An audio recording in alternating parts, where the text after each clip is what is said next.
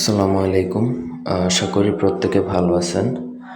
আজকে আমি আপনাদেরকে একটা লিঙ্গ বান মারার নকশা দেব।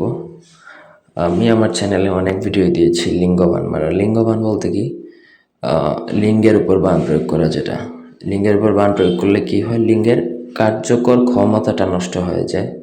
বলতে কি, যেই পুরুষ বা নারীর উপরে লিঙ্গ বানটা প্রয়োগ করা হয় তার শারীরিক সক্ষমতাটা নষ্ট হয়ে যায়, মানে সে আর ফিজিক্যালি কারোর সাথে ইন্টিমেট হতে পারবে না। তার লিঙ্গ নিস্তেজ হয়ে যাবে, বসে যাবে, অবশ হয়ে যাবে, এইরকম। কারোর ব্যথা যন্ত্রণাও করতে পারে। এটা এক একজনের এক এক রকমের, তবে মূল কারণ হচ্ছে সে ওই লিঙ্গ দ্বারা আর কারোর সাথে ফিজিক্যালি ইন্টিমেট হতে পারবে না, ফিজিক্যাল রিলেশন করতে পারবে না। এটাই মূলত হচ্ছে লিঙ্গবানের মেইন কাজ।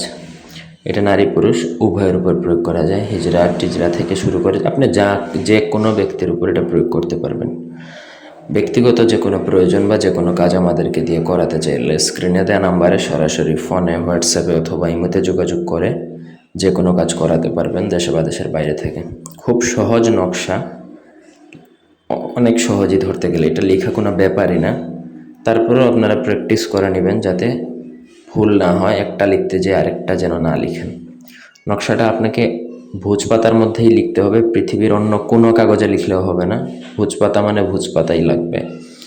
কালির প্রয়োজন হচ্ছে আপনার অষ্টতিতা বা অষ্টগন্ধা, এই দুইটা যে কোনো একটা কালি, হয় অষ্টতিতা কালি নতুবা অষ্টগন্ধা কালি, ম্যানেজ করেই লিখতে হবে, অন্য কোনো কালি দ্বারা লিখলেও হবে না। নকশাটা লিখবেন, নিচে যার উপর লিঙ্গবানটা প্রয়োগ করবেন তার নাম লিখবেন, তার বাবা মায়ের নাম লিখবেন। তারপর সেই নকশাটা যদি পানিতে বা শরবতে ভিজিয়ে তাকে খাওয়ানো যায় তাহলে 24 ঘন্টার মধ্যে এটা কাজ করবে, তার লিঙ্গ বসে যাবে। যারা খারাপ সম্পর্ক করে, পরকীয়া টরকীয়া করে, তাদের উপর এটা প্রয়োগ করা এক প্রকার জায়েজি।